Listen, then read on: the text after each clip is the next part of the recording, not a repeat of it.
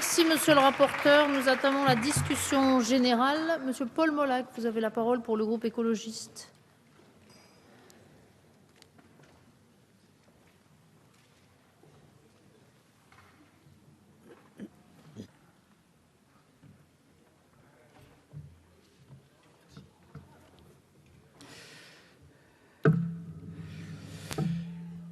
Madame la Présidente, Mesdames les ministres, Monsieur le Président de la Commission, Monsieur le rapporteur, mes chers collègues, depuis 1 an et demi que je suis élu député, je défends sans relâche dans cet hémicycle l'idée d'une réforme de la décentralisation ambitieuse qui, pour moi, ne peut se concevoir que comme une régionalisation. Je ne suis d'ailleurs pas un farouche défenseur de la métropolisation, j'ai eu l'occasion de le dire à cette même tribune il y a 5 mois, même si le fait métropolitain ne doit pas être nié. Entre-temps, une crise importante a secoué ma région. Les revendications institutionnelles se sont faites plus pressantes, dont en premier lieu celle d'un besoin d'une réelle décentralisation. J'ai donc trouvé dans les récentes manifestations en Bretagne un soutien à cette aspiration décentralisatrice que j'exprime avec intensité, car elle est à mon avis à la base d'un nouveau contrat territorial, un contrat républicain qui doit être conclu entre le citoyen et le pouvoir politique.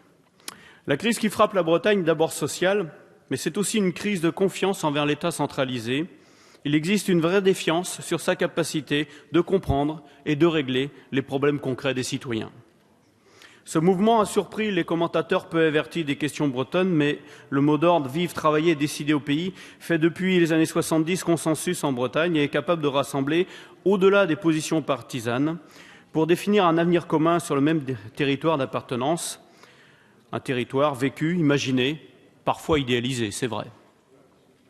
Mais ces difficultés s'expliquent aussi par la montée d'un sentiment de relégation territoriale et sociale, tout particulièrement à l'ouest de la Bretagne, mais également dans de nombreux territoires ruraux en France.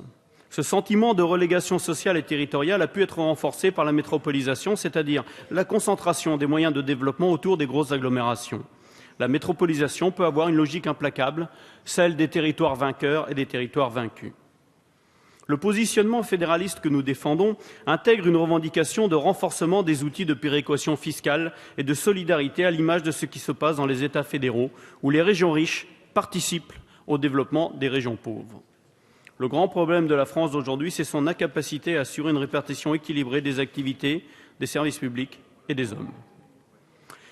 Les différences de dotation de richesse sont la vraie cause de la désunion française. Si l'État doit plus que jamais retrouver son rôle de garant de l'égalité des territoires et de la justice sociale, la sortie de crise impose aussi de libérer les capacités d'initiative régionale et locale.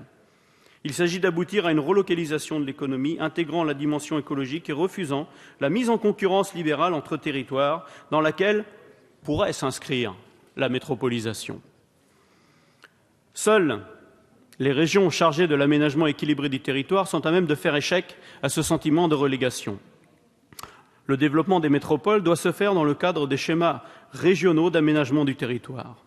En effet, les régions reconnaissent le fait métropolitain et le rôle de moteur économique de ces territoires que pourront exercer les futures métropoles, mais l'enjeu est de trouver les bonnes complémentarités pour que les métropoles puissent tirer vers le haut l'ensemble du territoire grâce à des régions stratèges et fédératrices. Et ainsi, les métropoles joueront tout leur rôle de locomotive de l'ensemble du territoire régional. C'est pourquoi nous avons accueilli avec une grande satisfaction la suppression par notre commission de l'obligation de la prise en compte par les régions de la stratégie de développement économique et d'innovation arrêtée par les métropoles. Nous voterons donc contre l'amendement de rétablissement du gouvernement. Les régions doivent rester chefs de file en matière de développement économique et de soutien à l'innovation sur l'ensemble de leur territoire. Le fait métropolitain doit permettre d'organiser des fonctions essentielles d'activité économique, tandis que le fait régional doit assurer une juste répartition des richesses et des services publics. Ce que nous défendons, c'est bien que ces fonctions métropolitaines doivent servir l'ensemble du territoire et que toutes les collectivités doivent tirer dans le même sens.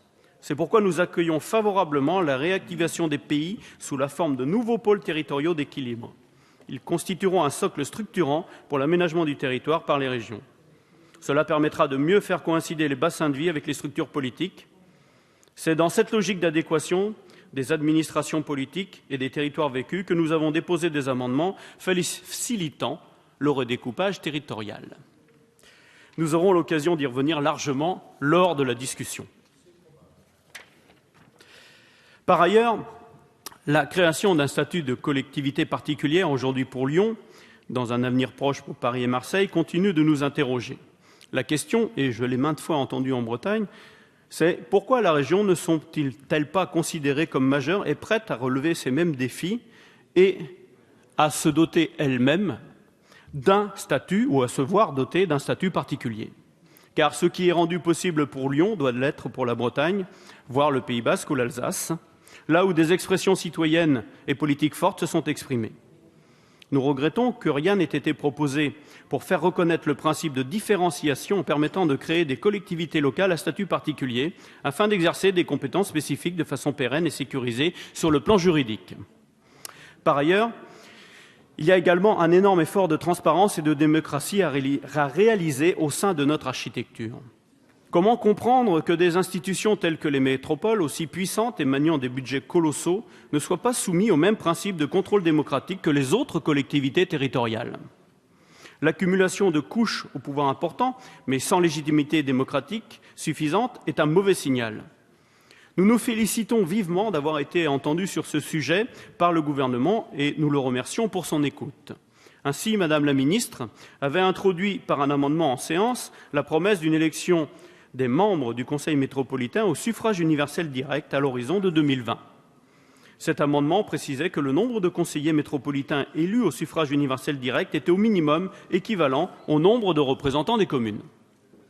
Néanmoins, la dernière version réintroduite en commission des lois inverse la logique de l'amendement gouvernemental. C'est la raison pour laquelle nous avons déposé un amendement pour revenir à la version initiale. Dès lors qu'un suffrage universel direct est instauré, il semble important que la liste qui a eu la préférence des citoyens puisse avoir une majorité pour mettre en place le projet métropolitain. Nous accueillons cependant très favorablement l'inscription dans cette loi des possibilités de délégation de compétences de la part de l'État aux collectivités territoriales en ayant fait la demande, dans tout domaine que ce soit, sauf évidemment les domaines régaliens. Si l'on en croit le pacte d'avenir pour la Bretagne, notre région pourrait être pilote en ce qui concerne la politique de l'eau, la culture, l'audiovisuel, au demeurant des demandes récurrentes de la part de la région Bretagne. Toutefois, délégation n'est pas transfert et c'est à ça que l'on peut juger une loi si elle est de décentralisation ou pas. À 3 jours de la signature du pacte d'avenir pour la Bretagne, espérons que le gouvernement aura entendu la nécessité d'un véritable acte 3 de la décentralisation. Le futur président de la République, dans son discours de Dijon, estimait qu'il fallait accepter la diversité territoriale et faire que les régions puissent disposer d'un pouvoir réglementaire leur permettant d'adapter la loi nationale aux réalités du territoire. Donc nous avons bien entendu le président, qui est maintenant président de la République. Nous avons entendu des conseils de prudence s'agissant de ces demandes de transfert. L'expérience a pourtant montré qu'avec le transfert de compétences à la région, ça marchait et ça marchait bien. Je veux bien évidemment parler de la gestion des trains express régionaux, des lycées ou encore de la formation professionnelle qui donne toute satisfaction. Les résultats sont les mêmes concernant la gestion des fonds européens. La région Alsace les gère directement depuis des années et l'expérimentation est concluante. C'est pourquoi nous nous félicitons que soit prévu dans ce projet de loi un début de régionalisation de la gestion des fonds européens. Toutes ces expériences ont au final donné satisfaction. C'est sur ces constats d'objectifs que s'appuie notre conviction que décentraliser, c'est aujourd'hui régionaliser, c'est aujourd'hui également mieux administrer les citoyens. La décentralisation n'est pas encore aboutie. Elle pourrait se poursuivre dès l'année prochaine, je l'espère de tous mes vœux, car après avoir sanctuarisé les métropoles, il nous faut renforcer le pouvoir de nos régions afin que s'estompe ce sentiment de relégation territoriale qui imprègne aujourd'hui bon nombre de nos concitoyens. Je vous remercie. Merci, monsieur le député. La parole est à monsieur Thierry Braillard.